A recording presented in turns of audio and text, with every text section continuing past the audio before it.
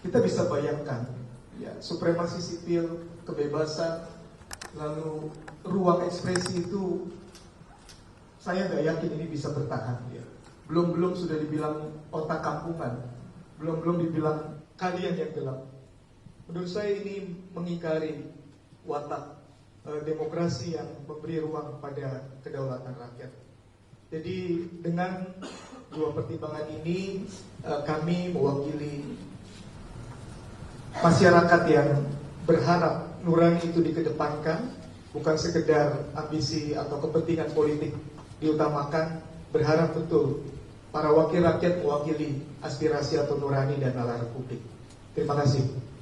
Terima kasih Pendeta Darwin. Pendeta Darwin adalah Sekretaris Umum Persekutuan Gereja-Gereja Indonesia.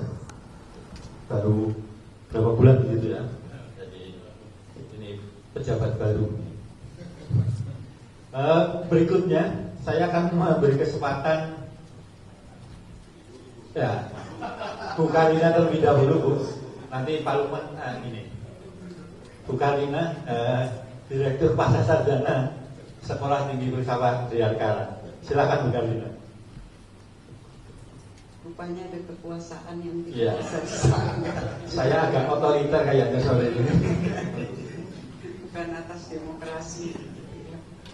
Terima kasih teman-teman wartawan, masyarakat sipil, rekan-rekan SFJ Ankara untuk kehadirannya. Dengan keprihatinan yang kita rasakan bersama ya, dan sudah cukup disampaikan juga sebelumnya oleh rekan-rekan masyarakat sipil di luar SFJ Ankara. Kemarin bersama GLBHI dan lain-lain, dan pagi tadi itu di UGM juga ada pernyataan keprihatinan dan penolakan terhadap revisi RUU TNI. Tentu saja revisi undang-undang itu selalu bisa dilakukan kalau memang dibutuhkan. Tapi pertanyaannya kan apa urgensinya? Seberapa itu dibutuhkan? Nah, biasanya selalu itu didahului dengan sebuah naskah akademik, suatu kajian. Nah, saya akan menyampaikan saja kegelisahan seperti nurani yang berdesak-desak begitu ketika membaca naskah akademik itu. Nah, salah satunya itu jelas tercantum di dalam kajian terhadap implikasi penerapan sistem baru yang akan diatur dalam RUU itu dinyatakan bahwa penempatan prajurit aktif TNI pada kementerian lembaga lain sudah dilakukan atas kebijakan Presiden. Saat ini yang diperlukan adalah menguatkan dasar hukumnya di dalam Undang-Undang TNI. Nah, sebagai seorang dosen filsafat gitu ya, yang juga mengajar logika, ini memancing pertanyaan yang sangat mendasar. Karena apa? Karena proses berpikir yang dimunculkan itu post factum istilahnya. Artinya sudah dilakukan lalu dibutuhkan legitimasi. Artinya kan memang sudah ada kepentingan, lalu bagaimana kepentingan itu disahkan melalui undang-undang. Ini kan cara berpikir yang sangat berbahaya. Jadi kami di sini ingin tadi seperti Bapak Fatma sampaikan, Pendeta Darwin juga sampaikan, menyampaikan apa yang menggelisahkan ini, bahwa kita ini melihat para penyusun dan pengambil keputusan untuk sesuatu yang sangat mendasar, yaitu undang-undang menyangkut militer, itu dibuat dengan logika yang keliru, sesat. Ini logical policy, sesat logikanya. Ini kan mengerikan. Dan ini akan diterapkan. Dan ini sesudah perjuangan yang penuh dengan darah dan air mata pada saat reformasi. Dan yang menarik, reformasi di TNI dan Polri itu berlangsung juga dari dalam TNI sendiri. Dan itu perlu kita catat. ada tokoh-tokoh yang sangat serius berjuang untuk itu. Antara lain kita bisa sebut Pak Agus Wijoyo yang sekarang menjadi dubes di Filipina. Itu ada bukunya juga sangat tebal dan terlibat dengan diskusi-diskusi dengan masyarakat sipil. Jadi kesadaran ada perubahan yang memang tidak mudah karena banyak yang keberatan. Tapi ini berhasil menghasilkan kemudian undang-undang TNI yang sekarang akan direvisi dengan logika yang sesat, dan itu hanya salah satu saja kesesatan. Karena yang berikutnya kita bisa baca lagi, saya mencatat di sini itu distribusi potensi sumber daya manusia dari TNI kepada kementerian lembaga lain, dan dengan demikian TNI secara internal dapat menata organisasinya secara optimal. Jadi tata kelola internal mungkin ada masalah bagaimana mendistribusikan para perwira atau para prajurit. Itu tidak bisa diselesaikan, akan sulit diselesaikan di dalam, lalu didistribusikan keluar dengan alasan tenaganya bisa, keahliannya bisa dimanfaatkan untuk bidang-bidang tertentu, kita bisa menerima. Tapi ada bidang-bidang yang memang sebetulnya berada di bawah pengelolaan sipil itu jauh lebih baik karena sistemnya bukan komando. Nah, jadi hal-hal seperti ini yang sangat menggelisahkan, yang kemudian membuat ya kami di sini duduk dan mengajak Anda semua, mengajak masyarakat bangsa ini untuk marilah kita bersama-sama memperhatikan betul hal-hal yang mencemaskan ini. Jadi bukan bahwa ada kepentingan mau membatasi peran TNI, tapi bahwa membatasi itu memang sesuai dengan hakikat dari TNI sebagai alat negara bagi pertahanan. Dan masalahnya adalah ini kan sudah sejak pemerintahan sebelumnya. Seakan-akan TNI dan Polri itu menjadi humasnya pemerintahan sebelumnya, pimpinan yang sebelumnya, mendiseminasikan informasi keberhasilan, mensosialisasikan tentang ketahanan pangan, lalu terlibat dalam proses-proses yang mau menunjukkan pentingnya proyek strategis nasional, padahal tugasnya kan bukan menjadi humas pemerintah. Saya kira ini yang bagian dari saya yang ingin saya sampaikan. Terima kasih. Terima kasih Bu Karina.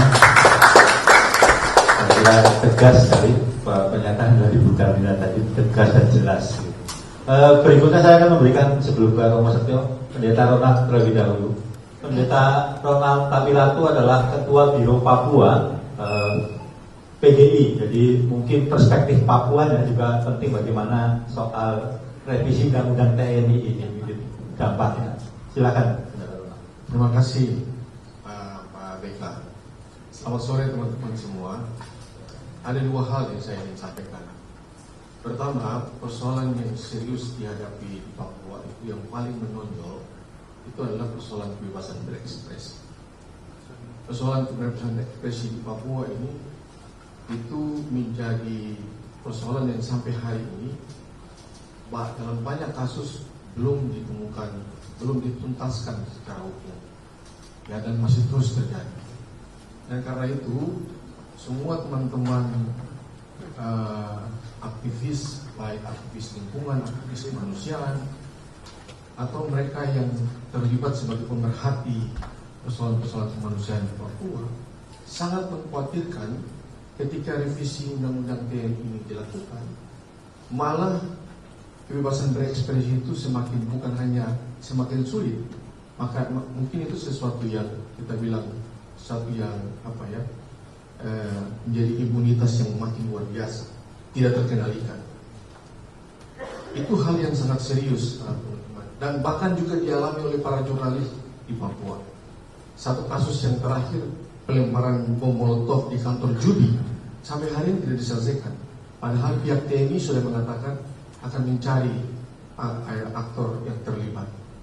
Ini sesuatu yang membuat kecemasan banyak orang. Hal yang kedua, tadi sudah disinggung oleh Ibu Karlina, pertanyaan kita mengenai proyek strategis nasional di Papua, di selatan terutama. Kita punya persoalan terkait dengan 36.000 hektar hutan mangrove di di Bovendigul, 16.000 hektar punyanya suku Moi di Sorong Selatan, di kasus di Mahkamah Agung sampai hari ini belum selesai. Kenapa? Itu proyek konversi ke kelapa sawit yang di backup juga oleh oknum-oknum aparat. Kita sedang membayangkan bagaimana masyarakat itu bisa memperjuangkan mereka punya hak, sementara mereka tidak terlibat sama sekali. Dengan proyek nasional saja, ini terang benderang di depan kita terjadi apa yang disebut dengan land grabbing yang legal, land grabbing yang legal. Karena tidak ada percakapan sedikit pun dengan masyarakat pemilik hak wilayah. Ya. Dan yang menjadi pertanyaan kita, salah satu leading sektor untuk proyek strategis Merauke Food Estate itu karena Kementerian Pertahanan. Masuk logika di mana? Urusan pertanian ini menjadi salah satu pemegang kendali adalah Kementerian Pertahanan. Itu menjadi pertanyaan kita. Apakah ini memang ada rencana ke depan untuk nanti dikonversi bukan menjadi lahan pertanian apapun yang sekarang sedang dikerjakan, tapi dikonversi menjadi salah satu basis pertahanan keamanan di timur di selatan, kita tidak tahu. Tapi itu menjadi pertanyaan kita. Ya, jadi dan itu proyek strategis nasional itu kemudian di backup dengan dibangunnya 5 titik, ya, 5 titik basis militer yang dibangun di Papua, yang itu disahkan oleh Panglima TNI, ya.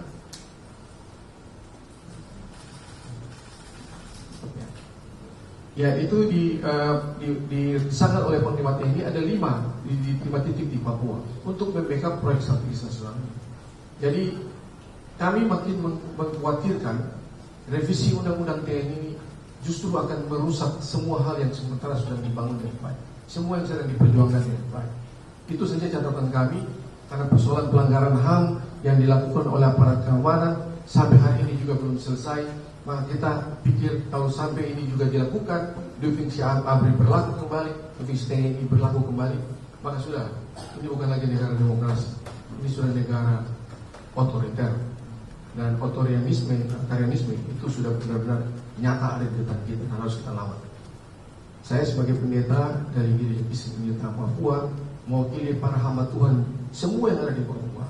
Waktu saya mau ke sini, mereka cuma menitipkan kita bicara baik-baik supaya TNI punya kesadaran untuk tidak kembalikan itu ke defungsi TNI kembali. Terima kasih. Ya, terima kasih Pendeta Ronald. Berikutnya Romo Setio, silakan. Masih Mas Arika. Tadi sudah dikatakan Romo Simon, saya satu generasi dengan Romo Simon ya. Déjà vu, jadi suasananya seperti kita sudah melihat begitu. KKN ya, korupsi, kolusi, nepotisme sudah sedemikian telanjang, dan lalu sekarang ditambah dengan kemungkinannya kembalinya militer ke ranah sipil ya, yang juga menjadi masalah tahun 98 dulu, yang sudah diperjuangkan tadi dikatakan Bu Karlina dengan berdarah-darah oleh ayahanda dari Mbak Alisa ya, Gus Dur ya. Saya selalu ingat tuh momen Gus Dur melakukan pemisahan ya, TNI polisi ya, yang dia bayar mahal ya dengan jabatannya ya. Saya kira kita tidak boleh lupa itu. Jadi déjà vu, kelihatan kembali bahwa suasana itu ya, KKN dan militerisme itu akan kembali lagi ya. Dan ini sayangnya di endorse oleh parpol yang ada di Komisi 1 Pertahanan, yang dengan mulusnya ya mengendorse, mengakomodasi agenda revisi undang-undang TNI. Jadi kita sebagai masyarakat sipil, kami berbicara dari segi hati ya. Ini gimana sih gitu ya? Kok justru parpol yang harusnya menjaga gawang demokrasi ya, ini malah menjadi endorser utama untuk kembalinya TNI aktif masuk dalam jabatan-jabatan sipil ya, yang bisa kemana-mana ya. Tentu ini mengkhawatirkan dan tidak baik bagi reformasi yang kita cintai ini. Dan kedua, tadi mengikuti apa yang sudah dicermati oleh Ibu Karlina, fenomena sekarang ini hanya meneguhkan apa yang sudah dikatakan para ahli sejak 16 September 2023 keputusan MK itu ya, ketika hukum itu ditekuk-tekuk ya untuk mengikuti kepentingan seseorang atau sekelompok yang sering dikatakan para ahli dalam istilah otoritarianisme legal. Jadi praktek-praktek otoriter tapi tampaknya legal. Jadi ketika hukum ditekuk-tekuk, kalau untuk teman sendiri hukum difleksibelkan begitulah supaya semuanya oke. Tapi kalau untuk musuh ditegakkan gitu. Jadi hukum itu menjadi untuk teman sendiri sama untuk lawan berbeda gitu perlakuannya. Dan ini tentu mengancam prinsip dasar dari demokrasi yang adalah penegakan hukum. Jadi saya kira kami di sini hadir untuk menyuarakan, mari kita kembali ke demokrasi, menjaga spirit reformasi, dan tentu kita semua mencintai TNI ya. Maka di GNB ini kami juga menekankan perlunya TNI itu menjaga profesionalitas, ya. Apalagi di era perang asimetris yang sangat rumit, ya, yang sangat membutuhkan kemampuan tinggi ini. Kita tentu membutuhkan TNI yang memang capable ya, menjalankan fungsinya dalam pertahanan negara. Bukan kalau TNI yang kemudian mengurusi di Papua food estate ya, atau nanti mengurusi makan bergizi ya, atau mengurusi hal-hal yang sebetulnya bisa dijalankan oleh masyarakat sipil dengan baik. Ya. Itu saja dari saya. Terima kasih. Ya, terima kasih Romo Setio. Romo Setio adalah pengajar di Sekolah Tinggi Filsafat dan juga Perguruan Tinggi Ilmu Kepolisian. Jadi pengajar polisi. Karena tadi sudah menyebut Gus Dur, Romo Setio, saya memberi kesempatan lagi pada Mbak Alisa. Mbak Alisa adalah anaknya Gus Dur. Karena sudah disebut jadi. Dan anaknya Ibu Sinta. Dan anaknya Ibu Sinta. Sangat lupa. Ya, teman-teman sekalian, terima kasih Romo Setio tadi sudah menyebutkan sejarah perjalanan sejarah kita sehingga akhirnya dui fungsi ABRI itu kita tinggalkan. Kalau secara bercanda dulu saya pernah bertanya kepada Gus Dur, kenapa kok TNI dipisahkan dengan polisi gitu? Bercandanya beliau menjawabnya begini, karena ada mabuk darat, laut dan udara, tapi nggak ada mabuk polisi. Itu jawaban bercandanya, gitu ya. Jadi kayak iklan antimo zaman dulu kan soalnya gitu. Tetapi mengapa bagi Gus Dur waktu itu yang tadi dibayar dengan kemudian moncong panser menghadap istana pada masa itu adalah karena Gus Dur meyakini betul demokrasi itu mensyaratkan supremasi hukum dan supremasi sipil. Dan ketika supremasi sipil ini tidak terjadi, maka demokrasi tidak akan bisa berjalan. Itu yang utama tentu saja. Bagaimanapun ketika ini saya sambil membuka catatan, membuka artikel-artikel yang ditulis oleh Gus Dur tentang difungsi ABRI. Salah satu yang disebutkan, yang sekarang juga sering disampaikan di ruang-ruang publik tentang tata kelola pemerintahan yang kurang cakcet, kurang cekatan, kurang decisif begitu, yang dianggap kemudian memerlukan ekspertis dari militer. Itu menurut Gus Dur itu adalah salah kaprah pandangan tentang dui fungsi pada masa lalu gitu. Pandangan bahwa tanpa militer persoalan tidak bisa diselesaikan atau tata kelola pemerintahan tidak akan berjalan dengan baik. Itu adalah kesalahan pandangan yang fatal, yang fundamental begitu. Dan dampaknya kita tahu bahwa Angkatan Bersenjata Republik Indonesia Indonesia tidak digunakan untuk mempertahankan negara, tetapi untuk menghadapi rakyat. Itu yang terjadi. Nah, alasan kedua Gus Dur waktu itu adalah tentu pengalaman pribadinya yang sedemikian mencekam selama masa duifungsi ABRI. Saya yakin kalau yang ada di sini, saya rasa mengalami masa-masa itu.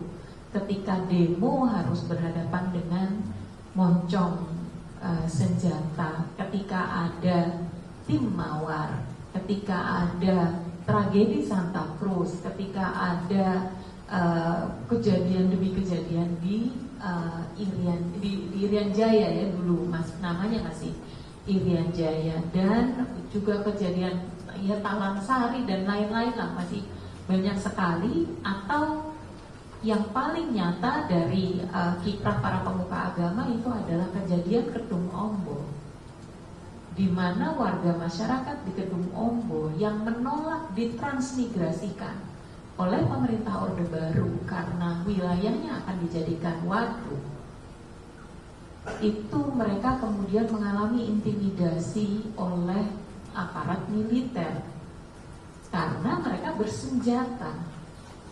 Nah, hal-hal ini yang membuat kemudian kita menyadari betul bahwa duifungsi itu, angkatan bersenjata itu tidak boleh masuk ke ruang sipil karena bersenjatanya itu.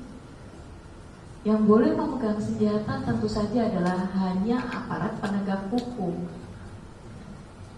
Kalau tentara aktif itu kemudian harus bertugas di lembaga-lembaga sipil, aktif berarti dia masih punya jalur kepada angkatan bersenjata ini, orang-orang yang memegang senjata ini. Masih ada jalur koordinasi, jalur komando, dan seterusnya. Betapa berbahayanya ketika nanti rakyat tidak berkehendak yang sama dengan penguasa. Jaringan Gus Durian yang saya adalah mboknya ini, kami banyak sekali mendampingi warga masyarakat yang terdampak langsung proyek strategis nasional. Dengan siapa mereka berhadapan? Dengan yang memegang senjata. Ini dalam kondisi mereka tidak punya wewenang.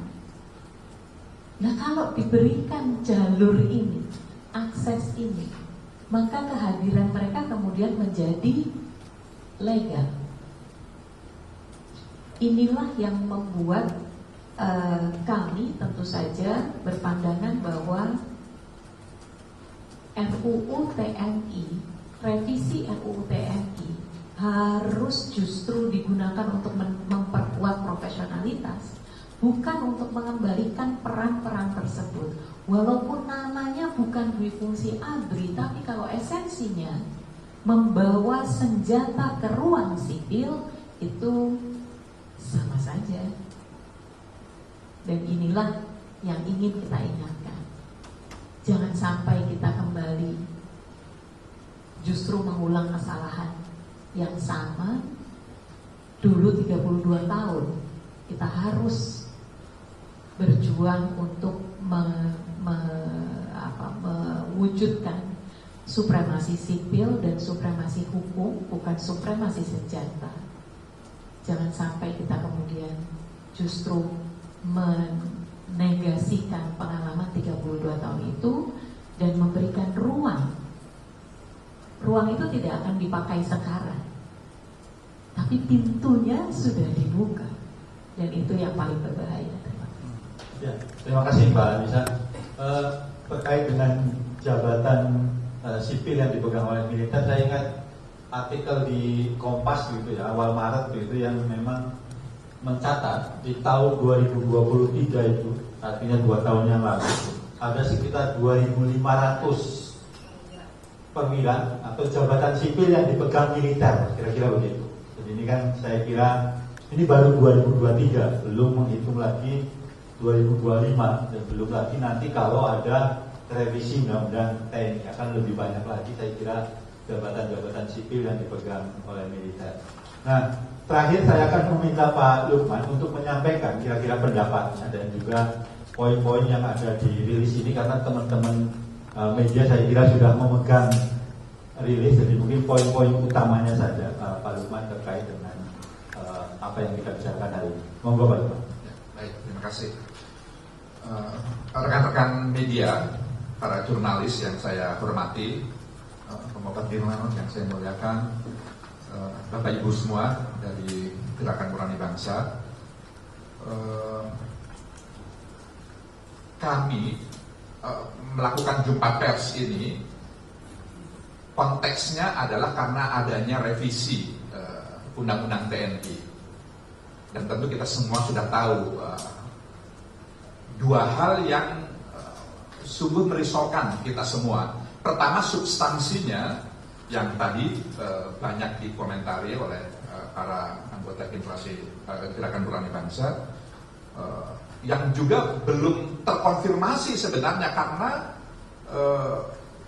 substansi itu menjadi semakin merisaukan karena persoalan yang kedua, yaitu proses pembahasan revisi undang-undang itu yang tidak transparan, yang prosesnya sedemikian rupa tidak melibatkan partisipasi publik, bahkan terkesan sembunyi-sembunyi, yang itu juga semakin meningkatkan kegelisahan kita semua. Jadi oleh karenanya sore hari ini kami merasa perlu menyampaikan seruan yang khusus ditujukan kepada para tinggi TNI kita dan para anggota Dewan, para anggota DPR RI yang merupakan wakil rakyat kita.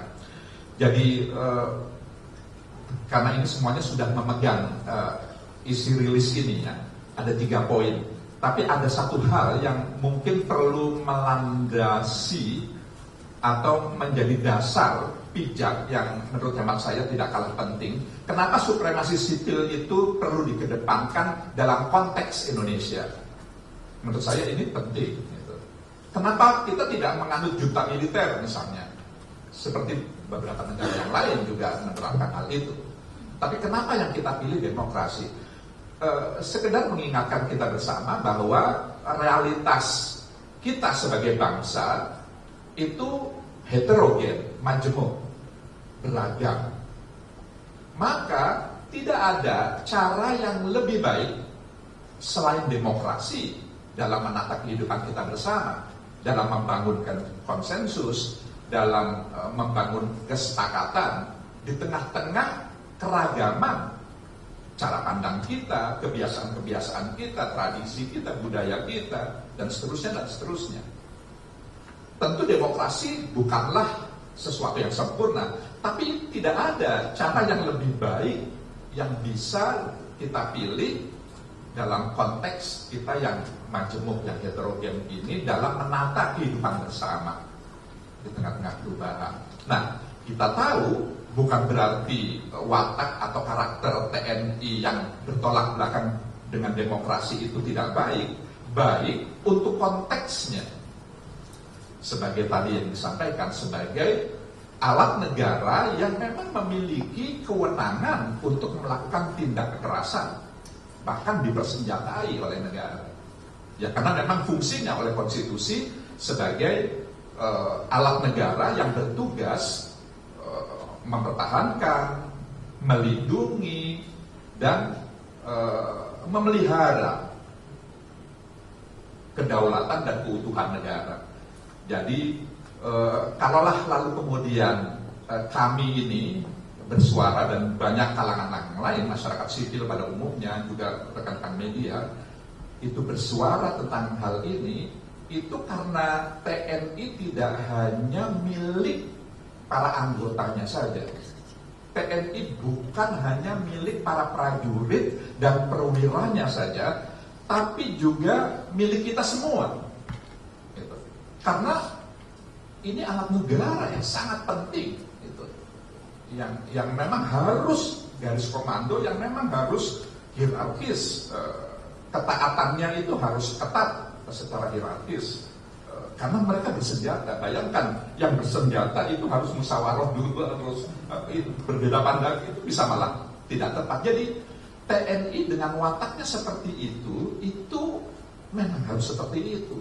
Tapi ketika harus menduduki jabatan-jabatan sipil, maka lalu kemudian menjadi kontradiktif. Nah, oleh karenanya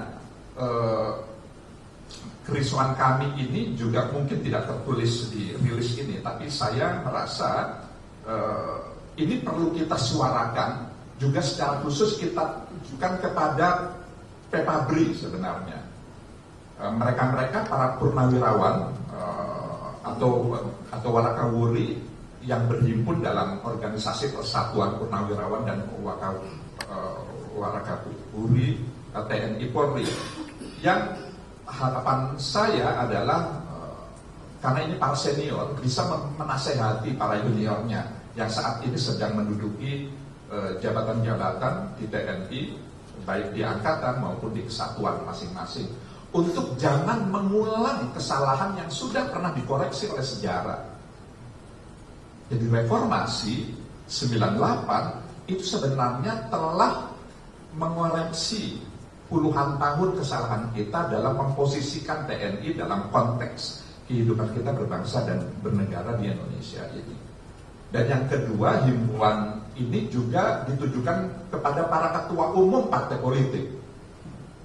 Menurut saya, beliau-beliau dengan segala hormat kita semua, saya memohon agar bisa mengendalikan fraksinya masing-masing di DPR, agar tetap dan terus mampu menjaga, memelihara, merawat kehidupan demokrasi kita. Karena hanya ini yang kita punya, demokrasi ini. Tanpa demokrasi, ya hukum rimba lagi yang akan berjalan seperti tadi yang disampaikan, apalagi di tangan mereka-mereka yang bersenjata. Jadi inilah himbauan kami, dan poin-poinnya tentu ada 3 poin yang kita semua tahu, tapi saya ingin membacakan saja untuk bisa mendapatkan penegasan sekaligus peneguhan substansi dari rilis yang dikeluarkan oleh Gerakan Nurani Bangsa ini, yang bertajuk Jaga TNI dari Pelemahan Profesionalitas. Pertama, seruan Gerakan Nurani Bangsa adalah bahwa penempatan anggota TNI aktif ke dalam institusi sipil justru akan melemahkan profesionalitas TNI. TNI menjadi tidak fokus dengan fungsi utama dan tugas pokoknya sebagai alat negara di bidang pertahanan sesuai amanat konstitusi. Kedua, berbeda dengan tradisi sipil yang terbiasa saling berbagi perspektif dan berargumentasi objektif untuk mendapatkan kesepakatan saat hadapi perbedaan dalam kelola kehidupan bersama, militer dididik ketat, taat komando hierarkis, dan berwenang lakukan kekerasan bersenjata. Watak khas yang positif bagi organisasi militer itu di institusi sipil justru akan membunuh demokrasi. Hal tersebut tidak hanya menghilangkan partisipasi publik, tapi juga berpotensi melanggar HAM dalam menata kehidupan bersama. Yang ketiga dan terakhir, TNI sebagai alat negara dan DPR sebagai lembaga wakil rakyat harus mampu merawat kepercayaan rakyat sebagai pemegang kedaulatan di negeri ini. Pengingkaran terhadap kehendak reformasi berupa penegakan supremasi sipil akan membuat kedua institusi tersebut tercerabut dari rakyat. Karenanya, pemerintah dan DPR tidak boleh menyusun undang-undang yang menyimpang dari amanah Undang-Undang Dasar 1945 dan ketetapan MPR nomor 6 MPR tahun 2000 tentang pemisahan TNI dan Polri, dan nomor 7 MPR tahun 2000 tentang peran TNI dan peran Polri.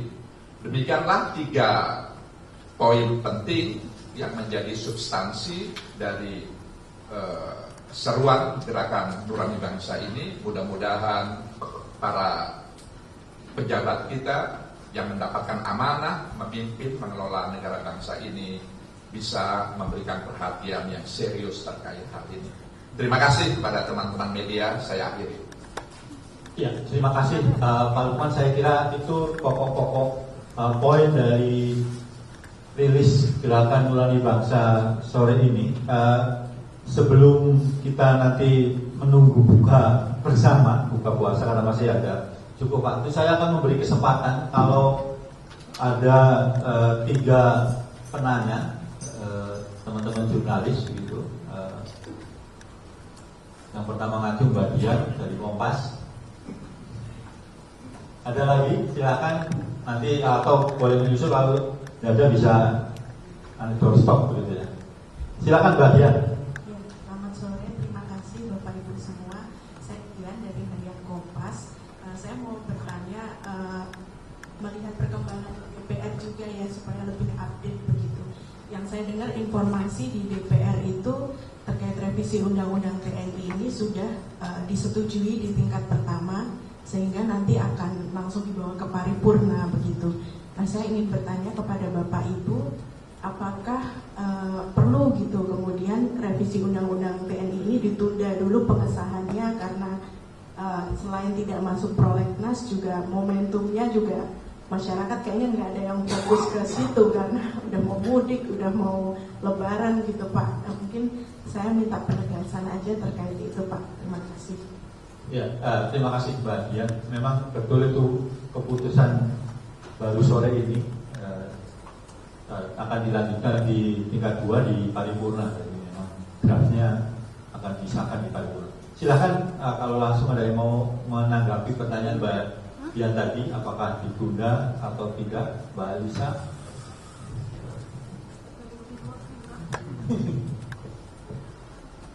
Ya, kalau saya justru pertanyaannya ada apa di balik kebutuhan untuk cepat-cepat itu, gitu. Jadi kalau kami tentu permintaannya adalah dibatalkan, bukan ditunda. Dibatalkan karena tidak ada urgensinya dan justru akan semakin menjauhkan dari profesionalitas itu. Tapi kalaupun memang masih ingin dibahas, ya dibahas dulu begitu.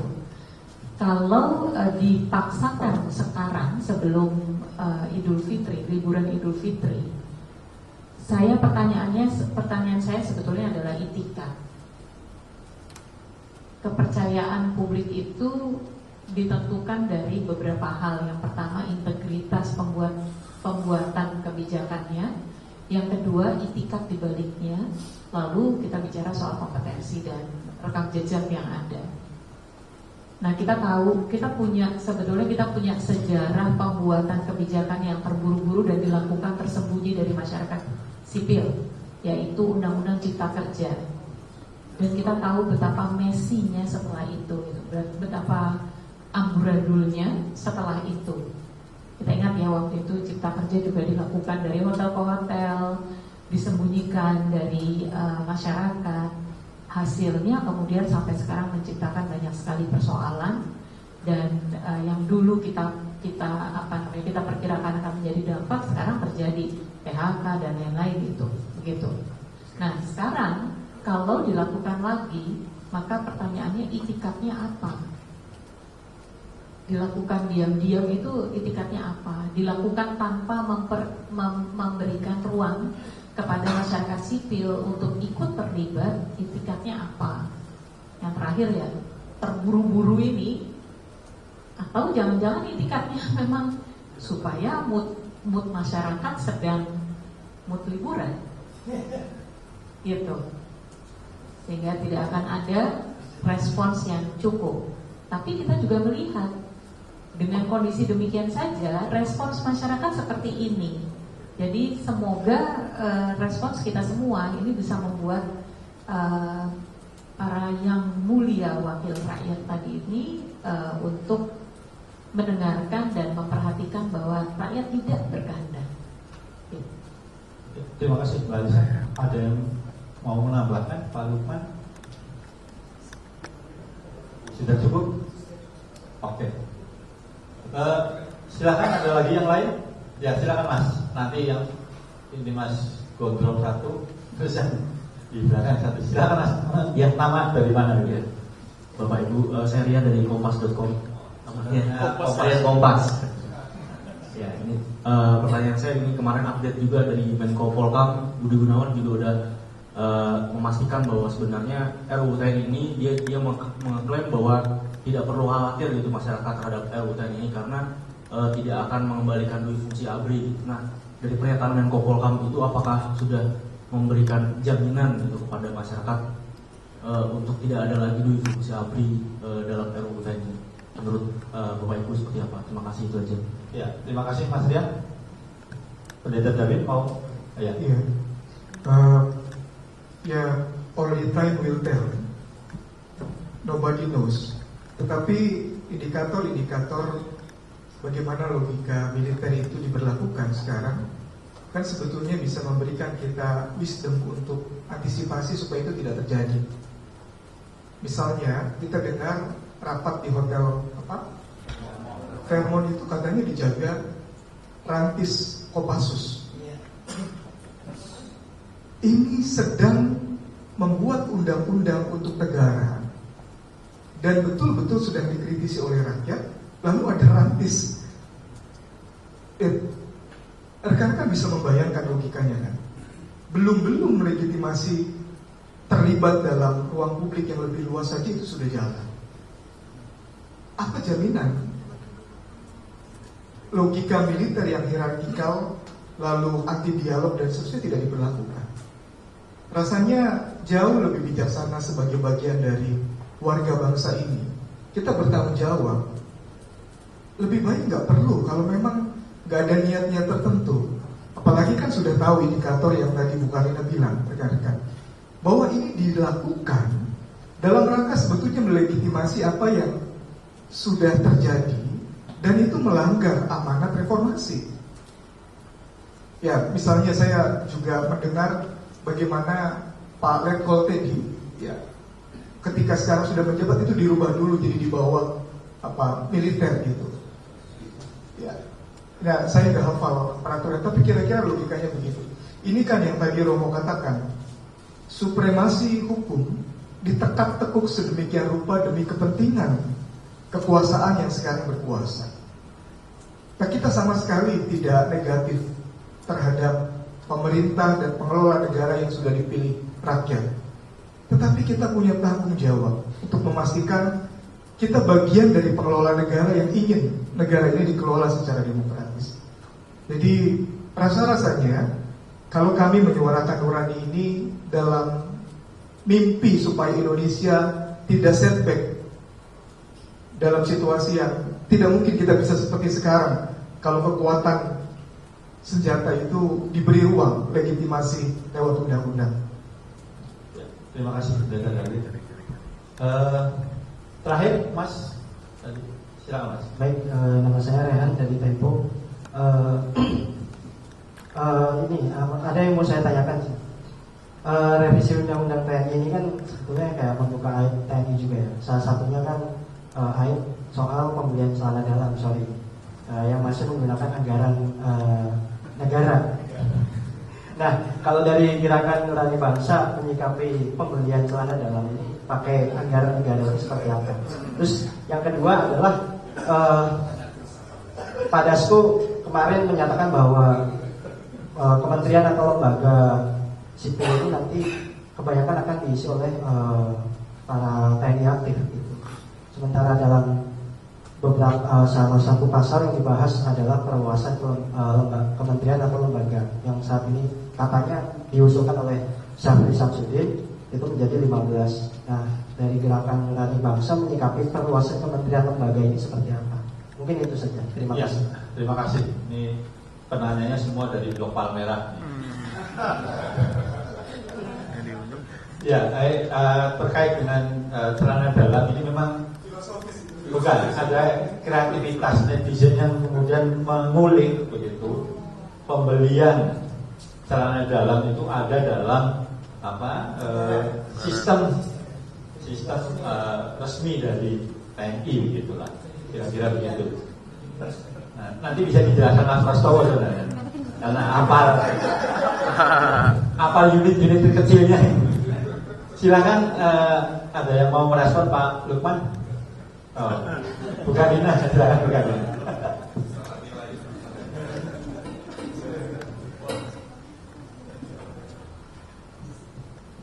Sebetulnya yang disebut celana dalam begitu ya, itu kan maksudnya artinya perlengkapan personal pun ya, lalu diambil yang paling privat, yang paling personal, itu pun dibiayai oleh negara begitu. Nah sekarang kita bisa, legitimasinya bisa saja ya itu kan bagian dari seragam, bagian dari pakaian ya, itu bisa dicari lah alasan itu. Tapi intinya adalah ketika ini adalah suatu alat negara di mana anggota-anggotanya sampai unsur yang paling privat pun dibiayai oleh rakyat. Kok sekarang dengan dukungan dari para wakil rakyat justru mau mengkhianati apa yang diperjuangkan pada masa reformasi. Jadi ini pertanyaan yang sebetulnya memang pertanyaan yang sangat mendasar dan sangat etis. Itu cerdas yang mengangkat itu sebetulnya. Ya, jadi ada persoalan etis yang sangat mendasar. Kok yang membayar hal yang paling privat dari para tentara itu sekarang mau dikangkangi dengan cara akal bulus ya. Maaf saya pakai kata-kata tadi sesat logika sekarang. Karena apa? Betul mungkin tidak ada istilah dwifungsi, tapi kita juga tahu bagaimana bahasa itu selalu bisa dipoles, bahasa itu bisa jadi permainan. Tidak ada dwifungsi karena tidak berpolitik. Betul tidak ada lagi fraksi ABRI. Begitu dulu kan alasannya itu. Tapi bagaimana kita lihat TNI aktif itu ternyata bisa ikut dalam proses pilkada. Betul kan ya? Nah itu bagaimana tidak berpolitik di situ. Lalu TNI aktif bisa duduk di jabatan-jabatan sipil. Tadi yang di penambahan itu ya dari 10 menjadi 15 atau 16? 16 atau 15, katanya ada yang dicopot 16. Nanti dicek lagi saja mas yang itu, karena berubah terus rupanya ya. Itu kan justru menegaskan upaya untuk menyelubungi, meminta TNI untuk mendiseminasikan keberhasilan PSN, proyek strategis nasional. Itu kan dwifungsi yang terselubung. Ada unsur politik yang mendukung keberhasilan, diharapkan mendukung bukan keberhasilan ya, tapi kampanye keberhasilan dengan cara-cara seperti itu. Jadi kendati kata itu tidak dipakai, kami justru berharap masyarakat, baik itu dari gerakan civil society dan para anggota DPR yang sedang membahas ini, itu masyarakat bersikap kritis dan para anggota DPR yang membahas jangan bermain-main dengan bahasa. Karena masyarakat juga cerdas kok. Kita punya banyak ahli bahasa, ahli filsafat yang bisa membongkar satu demi satu kata-katanya. Terima kasih. Ya, terima kasih Bu Karina. Romo Setio mau menambahkan sedikit. Terima kasih. Saya kira kreativitas netizen ya dengan mengunggah soal celana dalam itu dari sudah dikatakan Bu Karina yang menunjukkan bahwa ya namanya tentara itu semuanya sudah ditanggung oleh negara. Jadi bukan hanya F-16 ya, bukan hanya F-16 ya, bahkan sampai celana dalam pun ya itu ditanggung negara. Jadi saya kira untuk mengingatkan bahwa jati diri tentara memang sudah disupport sepenuhnya oleh negara.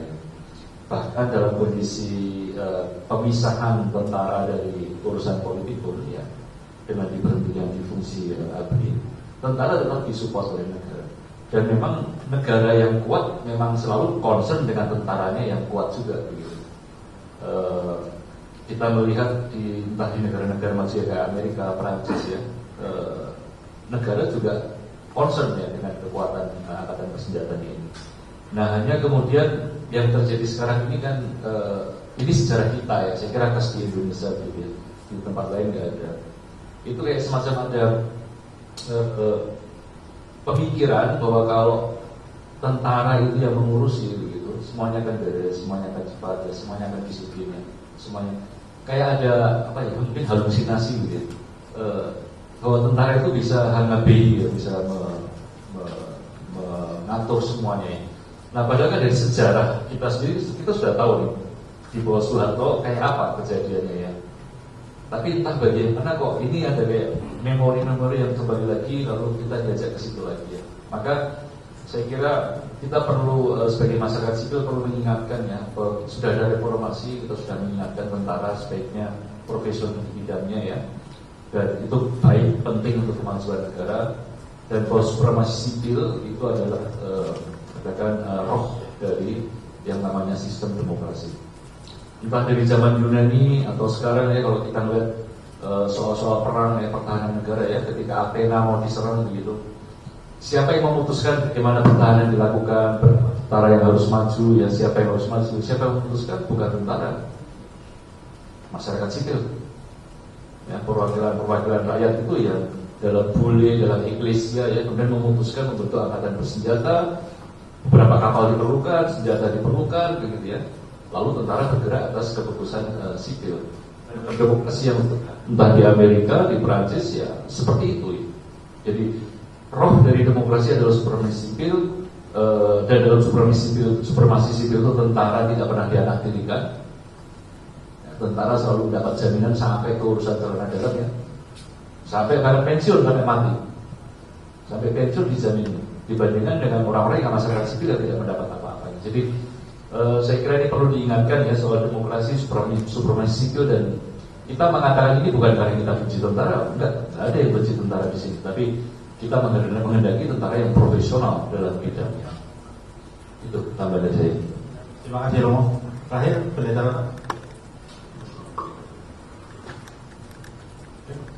Oh ya. Ya tadi ada yang juga presentkan itu bagian dari transparansi. Tapi anyway, poin saya adalah seperti yang tadi sudah dijelaskan, yang menjadi kegalauan, kerisauan banyak orang saat ini adalah tidak ada transparansi. Saya kira kalau ada transparansi dalam proses revisi ini, kita semua mungkin tahu bahwa itu hal yang boleh-boleh saja. Ya, karena dan kebutuhan kita terhadap peran TNI kan sangat penting banget ya, untuk menjaga pertahanan keamanan negara. Tapi ketika transparansi itu tidak menjadi faktor yang sangat prinsip dalam konteks revisi ini, ya TNI sudah harus bersikap positif, harusnya menerimanya sebagai sesuatu yang positif. Ketika ada reaksi dari masyarakat sipil, itu tidak perlu harus ada sikap yang reaktif kemudian akan melakukan sesuatu pada masyarakat sipil, jangan. Saya pikir nggak perlu. Tapi saran kami adalah TNI bersikap positif aja menerima reaksi ini, karena catatan kritis kita tidak ada transparansi dalam proses revisi undang-undang TNI. Terima kasih Pendeta. Ada lagi? Terakhir mungkin satu. Cukup? Oke cukup. Oh ya. Ada Pak Prastowo. Mas Prastowo. Mas Prastowo, saya mau tanya apakah dropnya IHSG.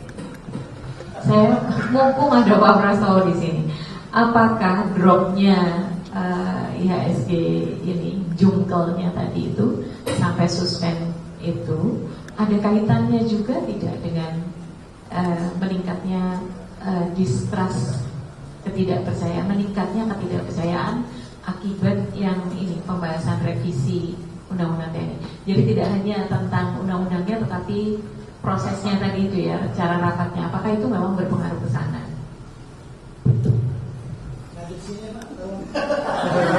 Mohon maaf.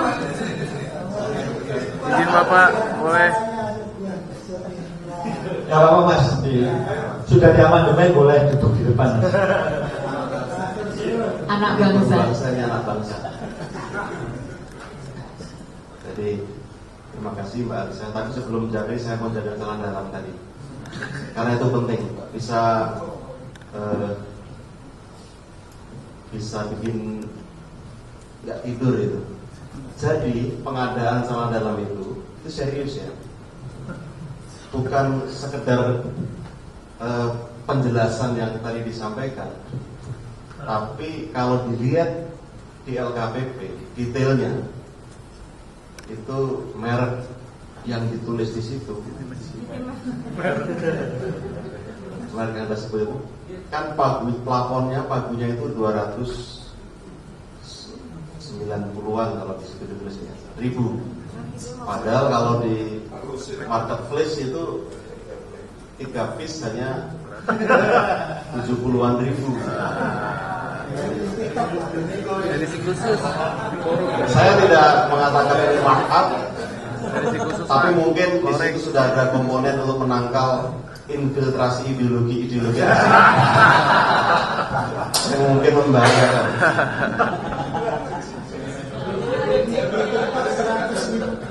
Nah ini kalau saya mengomentari IHSG, ini nggak usah dikutip, ini saya bukan narasumber, ini penjelasan untuk ini aja. Hari ini mungkin pertama kali IHSG disuspend setelah pernah terjadi waktu COVID. Dan kalau dilihat waktu Pak Prabowo dilantik itu ada di 7.800, tadi sempat menyentuh 6.100 sekian.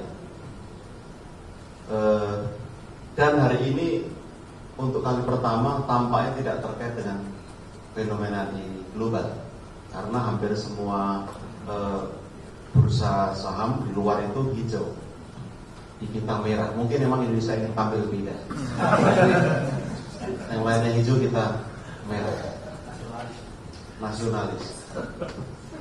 Penjelasannya saya rasa memang ini respon dari pasar terhadap dinamika hari-hari ini. Ini kait-mengkait karena ekonomi itu sangat terkait dengan kepastian hukum.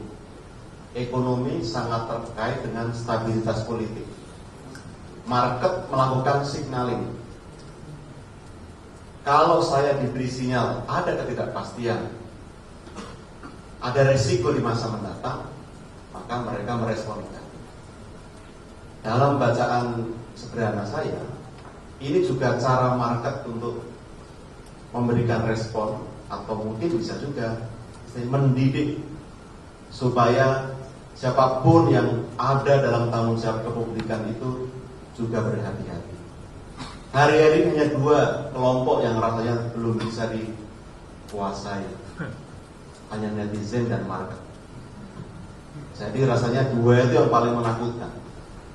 Jadi kemarin netizen bergerak dengan berbagai pagar dan gerakan, hari ini market juga menunjukkan logikanya dan merespon apa yang ada. Dan bagus tadi ada pimpinan DPR yang datang ke bursa, meskipun setelah datang lebih turun. Itu mungkin karena pejabat turun itu maksudnya turun itu mau nengok lapangan, bukan mau menurunkan indeks harga saham.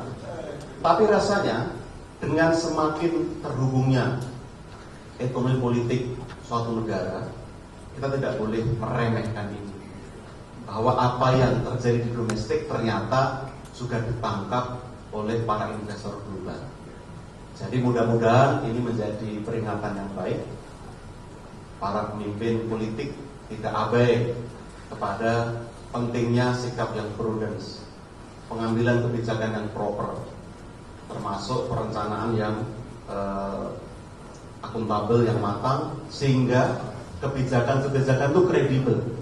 Ini rasanya hari-hari ini ingin dikritik. Dan sore ini Bu Sri Mulyani melakukan konferensi pers untuk memberikan sinyal bahwa pemerintah ingin bekerja dengan sungguh-sungguh. Nah, mudah-mudahan ini sudah menjadi komitmen yang baik, dan proses-proses yang terjadi, kami rasa ini Mbak Alisa memang sifatnya aksi reaksi saja.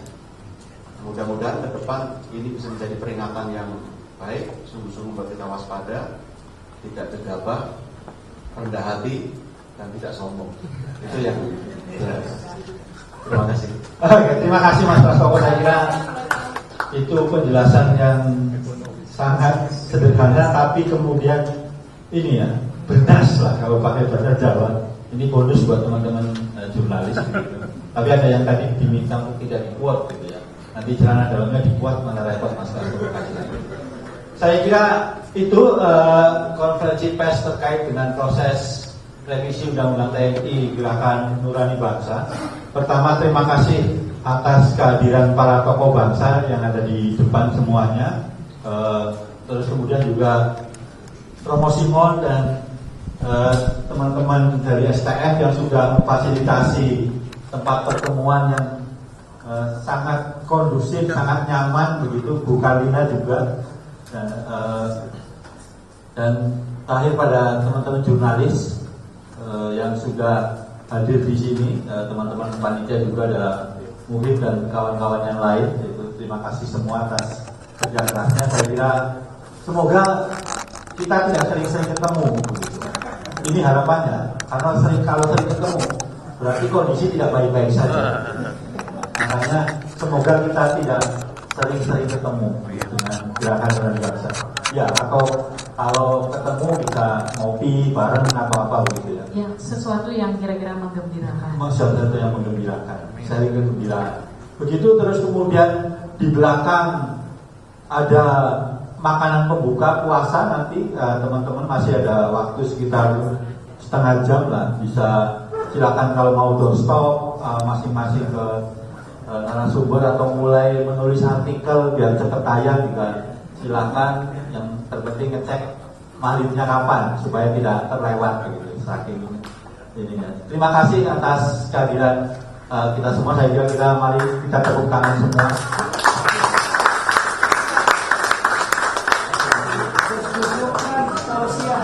Oh ya, foto. Tausiah Ramadan.